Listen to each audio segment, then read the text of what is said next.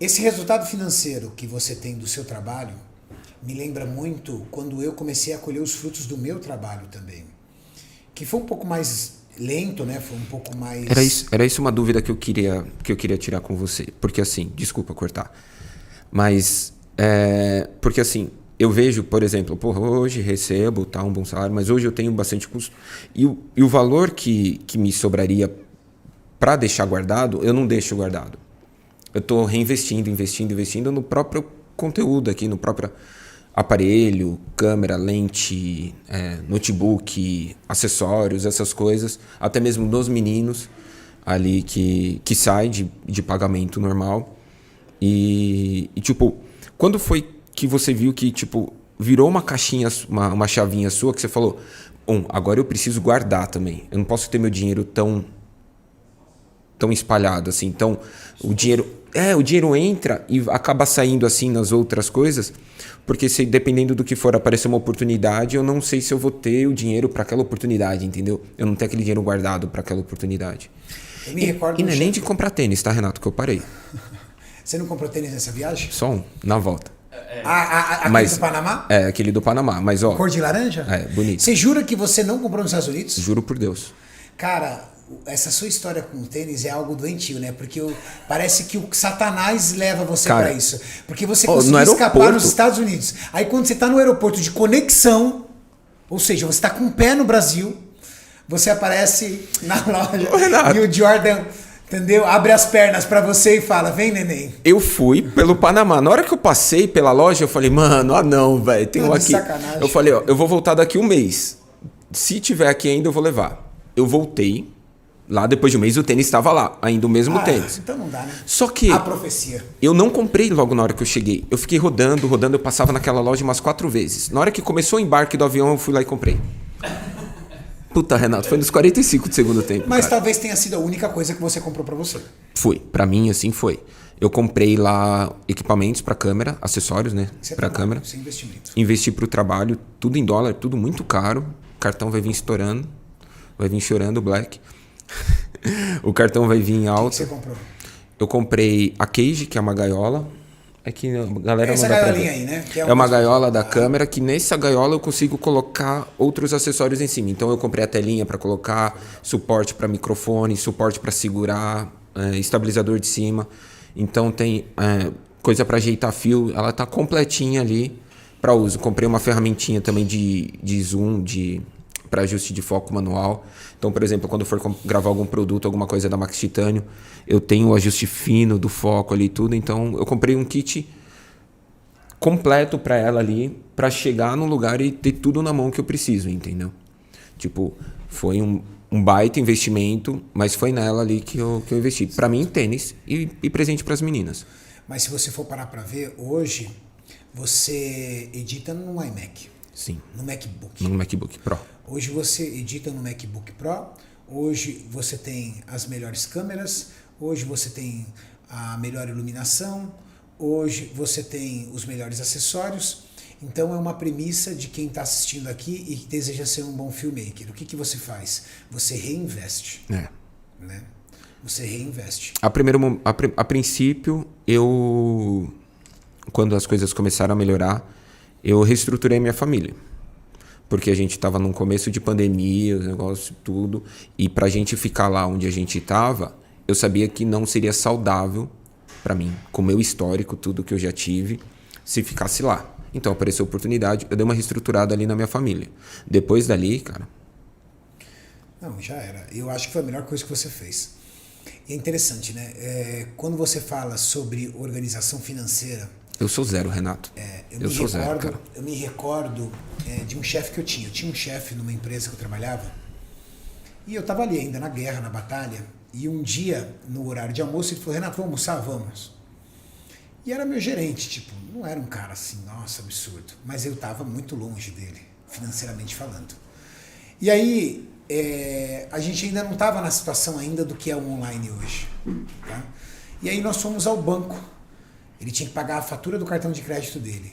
Cara, quando eu via... Aí ele foi pagar a fatura do cartão de crédito dele, né? E eu tinha, assim, uma certa liberdade com ele. Ele pegou a fatura, eu olhei e falei assim, chefe, o seu cartão é mais do que o meu salário.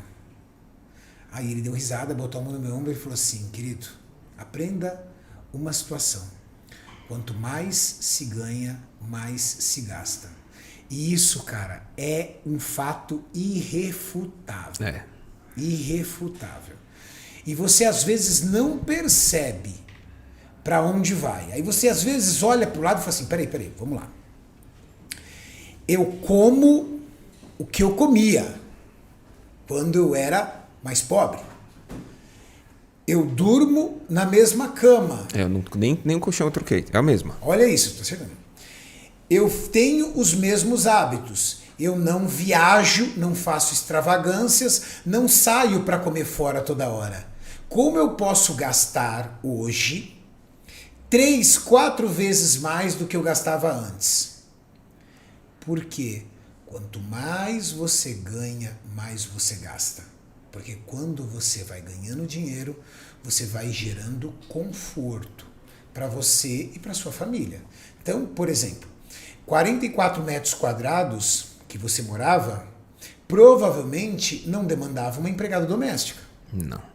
Hoje você já deve ter. É impossível uma casa de 400 metros, sua esposa trabalha, vocês darem conta sozinho. Não, hoje tem. Antes você tinha o Zip. Agora você tem um canil. Até aquele Bastião. Mano, o Bastião tá gigante. E esses cachorros, eles tomam vacina, eles comem ração, eles vão ao veterinário. Antes, provavelmente, seus filhos estudavam em escola pública e agora estudam em escola particular. Isso.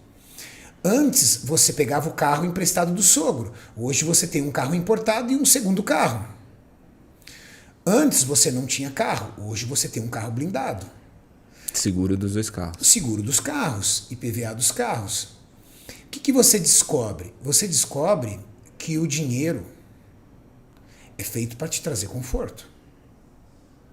E isso é importante. Todas as escolhas que você fez, Mauricião, são escolhas inteligentes. Melhorar a educação dos seus filhos, sem comentários. Morar numa casa melhor, qualidade de vida. Ter seus animais, sua paixão. Proporcionar para sua esposa mais momentos de liberdade para que ela cuide dos filhos e do trabalho dela, uma empregada doméstica. Permitir que a tua ausência por conta do trabalho dê infraestrutura para os seus filhos terem lazer, uma casa com infraestrutura. Tudo isso são investimentos que um homem de valor, um homem de família tem que fazer.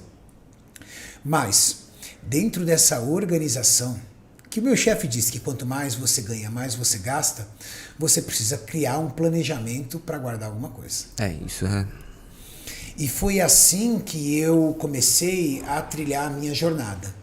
Porque quando eu comecei a ganhar dinheiro, talvez impactado por tudo que eu já tinha passado de dificuldade, a primeira coisa que eu fiz foi, eu preciso guardar dinheiro. Eu preciso guardar dinheiro porque eu já passei por muitos apuros. Ontem eu cheguei tarde em casa e a Tati está assistindo um seriado chamado Maid. M-A-I-D. É a história de uma menina que se separa do marido, porque o marido bebe. Ele não é uma má pessoa, tá? Ele bebe, mas quando ele bebe, ele fica violento. Só que ele não fica violento ao ponto de agredi-la ou agredir a filha. Mas ele fica violento ao ponto de gerar uma agressão psicológica. Taca prato numa parede, xinga, grita. E ela decide que ela não quer mais viver sob essa pressão. Cara, parece que tudo na vida dela dá errado. E quando ela acha que ela tá na merda, cara, ela descobre que ela não tá na merda, que ela vai ficar na merda agora. Entendeu? Tipo, sempre piora cada vez mais. E aí chega um momento que você olha e fala assim, cara, essa menina, a vida dessa menina tá acabada. Aí eu não assisto, a Tati assiste ali geralmente sozinha. E aí o que aconteceu? Eu assistindo ontem e a menina, chegou uma hora que ela teve tantos problemas, tantos problemas, que ela chegou ao ponto de agora, além de cuidar da filha, vai ter que cuidar da mãe também, que a mãe é muito louca. Cara, ela entrou em choque. Ela ficou parada, sentada assim, em choque. Olhando assim. Travou. E aí eu falei pra Tati, eu já fiquei assim. A Tati às vezes me olha, porque a Tati me conheceu, eu já estava muito bem. Ela me olha e fala assim, sério? Eu falei assim, sério. Já aconteceu momentos na minha vida que eu fiquei assim. E quando você fica assim, travado, é quando você não tem uma saída. Não há saída. Tipo, eu não tenho dinheiro, as dívidas estão batendo na porta, as pessoas estão me colocando na parede para eu pagar, eu não tenho a menor perspectiva para pagar essas pessoas e não tenho a menor perspectiva de poder sair desse problema. E aí quando você se vê literalmente encurralado, você fica em choque. Por isso que eu falo, um ser humano encurralado é um ser humano imprevisível. Ele pode matar ou morrer. Ele precisa resolver. Ele tá encurralado. E aí, talvez, puxado por essa pressão, que isso aconteceu comigo, o que eu fiz? Quando comecei a ganhar dinheiro, comecei a guardar. Eu comecei a guardar. E aí, o que eu fazia? Isso é uma dica interessante. Eu brincava do sacrifício. Quando recebia o pagamento, eu guardava a minha meta. O erro das pessoas elas recebem o pagamento e falam, a minha meta até o final do mês é guardar R$200. Não. Eu recebia meu pagamento, guardava os R$200. Tá, mas eu tenho a conta do celular para pagar, vai pagar a prestação do carro, Cara, eu guardei os R$200, velho. Se vira. E aí é muito louco, cara, porque você pode falar assim, Renato, isso é pouco inteligente da tua parte. Tinha momentos que eu não tinha o valor da prestação, por exemplo. Não tinha o valor da prestação do carro, por exemplo. Não é que eu tinha, mas o vencimento não estava compatível com a data do meu recebimento. Esse é o meu problema, Renato. Continua, porque... Eu recebia... Esse é o problema. Eu recebia dia 20 o pagamento... Eu lembro, eu recebia dia 20 e o pagamento do carro era dia 15. Certo? E aí o que eu fazia? Cara, com financiadora não tem acordo. Não tem acordo. É juros. É juros. Aí eu tinha guardado dinheiro. Eu não vou tirar o dinheiro. O que eu fazia? Às vezes, chegava para um amigo meu e falava, cara, você tem R$300 para me emprestar? Pô, vou te pagar no dia... Vou te pagar no dia 20, daqui 5 dias. Cara, eu comecei a entrar em contato com a financiadora. Eu infernizei ela. Até mudarem o dia. Mudarem a data. Consegui mudar a data. Por quê? Porque eu coloquei a meta de guardar os R$200. Então, primeiro salário que eu recebia do mês, por exemplo, eu recebia dia 5 e dia 20, certo? O dia 5 era proporcional ao mês passado e dia 20 era antecipação do mês. Não importa, dia 5 eu guardava. E aí eu me virava.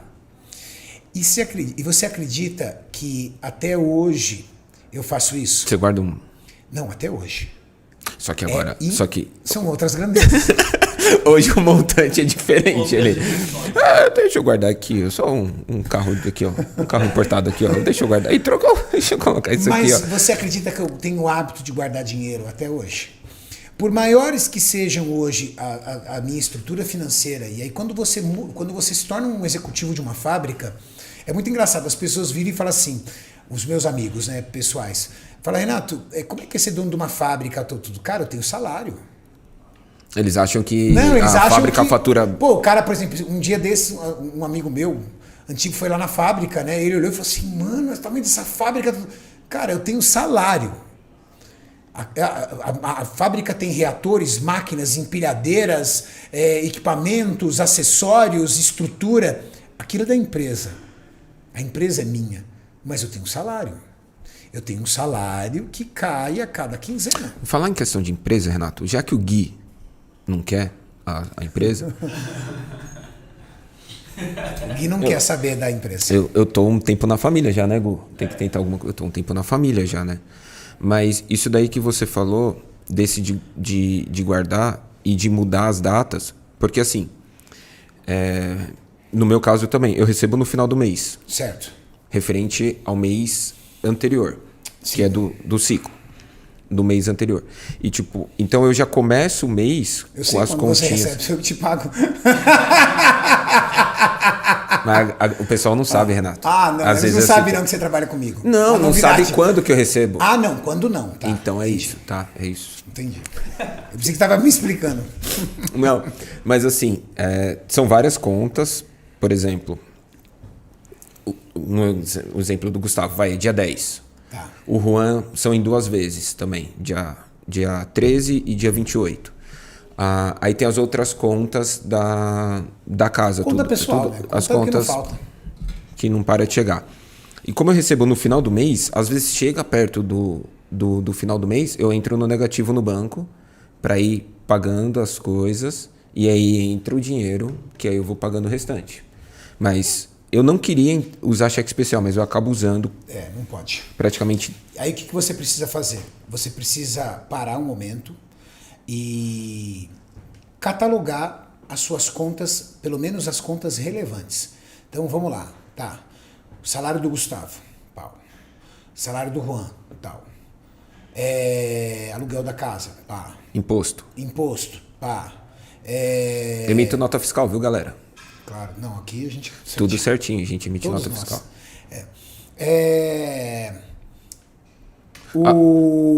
Valor. Escola das crianças. Casa. Todas as coisas. Pum. Coloquei tudo isso aqui. Aí dá desespero, Legal. cara. Tudo isso. Qual é o valor? É esse o valor. Tá. Então, esse valor é o quanto eu preciso pagar. O que eu faria? Eu anteciparia tudo se você não tem o perfil organizacional ainda para poder ir pagando. Então, vamos lá. Gu, a partir de hoje, você vai receber dia 1º. Porque eu recebo dia 29, vou te pagar dia 1º. Juan, a partir de hoje, eu vou te pagar dia 1º. Pau. Paguei.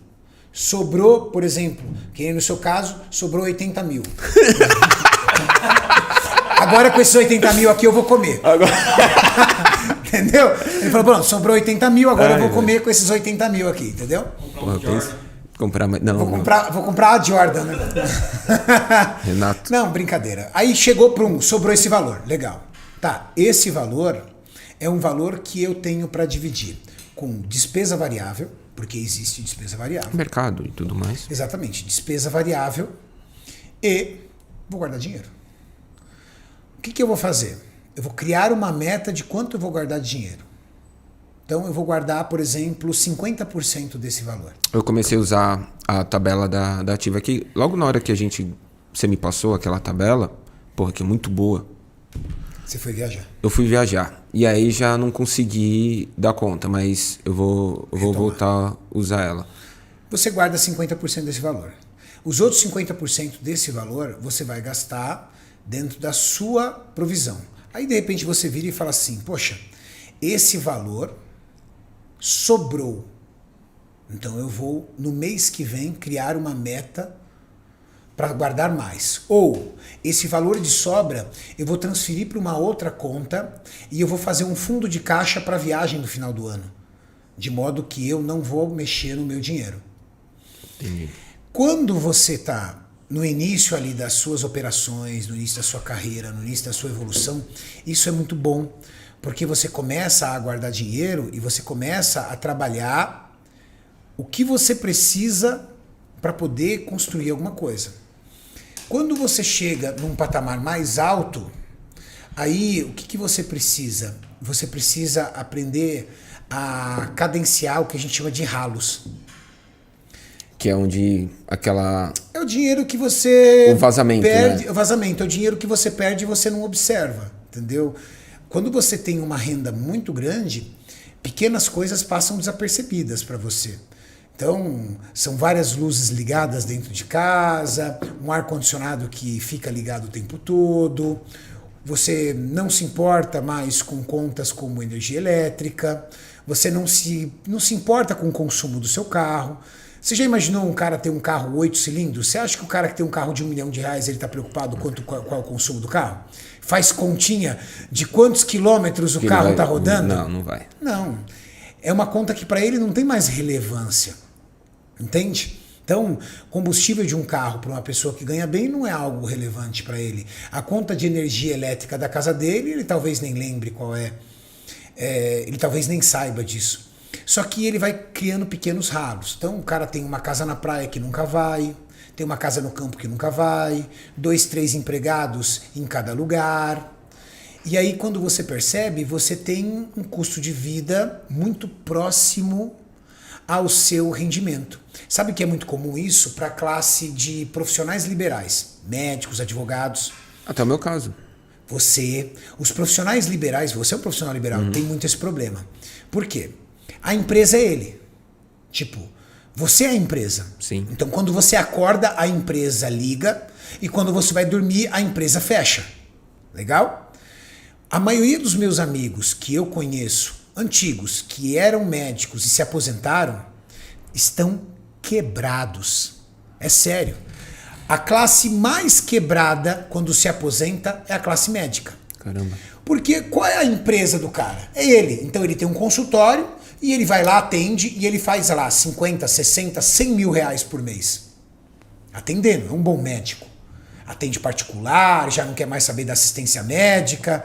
Ele já não é um cara mais ligado no... Ele não é um cara mais ligado em ganhar pouco. Ele já está estabilizado para ganhar muito. Beleza? Legal. Ele vai ganhando. Então ele ganha 100, gasta 90. Ganha 100, gasta 100. Final do ano, viagem classe executiva com os amigos. Gasta um pouco mais. Classe executiva com a esposa, viaja em executiva, vai para os Estados Unidos, a mulher compra bolsa cara, ele compra relógio, aí ele tem aquela coleção de relógio dele, a mulher tem a coleção de bolsa. O cara ganha 100, gasta 100, ganha 150, gasta 150 e vai. Só que uma hora o cara fica velho. E aí quando ele começa a ficar velho, o que você vê? Você vê médico de 60, 70, 80 anos atendendo ainda, cara. Atendendo. Ou o cara resolve se aposentar. Tá. Você fez um plano de previdência? Claro que eu fiz um plano de previdência. Pagava todo mês. Quanto você pagava de previdência no mês? 5 mil. Pô, um bom valor. Quanto que sobrou? Agora eu vou me aposentar com 20. Pagava 5 mil por mês, agora eu vou ganhar 20 mil. Tá, legal. 20 pau. Bom. Beleza. Além do seu plano de previdência, o que você pagava? Ah, entendeu? Eu pagava o INSS. Então tá, você vai ganhar mais 6 mil de aposentadoria, 26 pau. Legal. Gastava 100? Você gastava 100. Reduz só o seu padrão de vida de 100 para 26 mil. Um quarto do que você fazia. Hoje, você morando no apartamento de 44 metros quadrados em Diadema, dentro do seu universo, você era um homem feliz. Sim. Você tinha seus filhos, Sim. Você tinha sua família. Tiro você da onde você está hoje, vou jogar você lá de novo no apartamento de 44 metros quadrados, daqui uma semana a gente conversa para ver se a felicidade é a mesma. É difícil quando você encontra e sente o gostinho do que é bom. É. Minha mãe falava, você adora frango até o dia que você provar peru. Aí você vai achar o frango sem graça. Então, é muito difícil você regredir. Eu lembro que quando eu mudei, eu falei pra você perguntou como que tá a casa nova, eu falei, cara, muito bom, parece que a gente mora aqui faz tempo. Você falou, lógico, coisa boa se acostuma fácil. Eu escuto essa frase sempre. Coisa boa. Não. Coisa boa, Mas você quando se acostuma fácil. É, exatamente. Aí na hora que você precisa retornar, dar um passo pra trás... Você não aí pode. você não consegue. Não é que não consegue, você não pode. Galera que está assistindo aqui, não se permita dar um passo para trás. E eu vou explicar como é que você não dá um passo para trás nunca, porque eu nunca dei um passo para trás. A minha vida, ela é uma crescente constante. Eu nunca regredi. Foram 130 anos sempre andando pra frente, né, Renato? Mais ou menos. E a lança é a seguinte, quando você consegue ir construindo isso, por exemplo, que nem o médico, ele vai construindo esse padrão de vida, regredir é muito difícil. E aí o que acontece? Que o cara vai pro banco. Faz um Empréstimo, financiamento, tal, tudo. Cara, eu tenho amigo meu médico quebrado. Eu tenho amigo meu arquiteto quebrado. Vai pra agiota. Eu tenho amigo meu advogado quebrado. Quebrado. Por quê? Porque o cara gastava tudo o que ganhava porque a empresa era ele. Entende? A empresa era ele.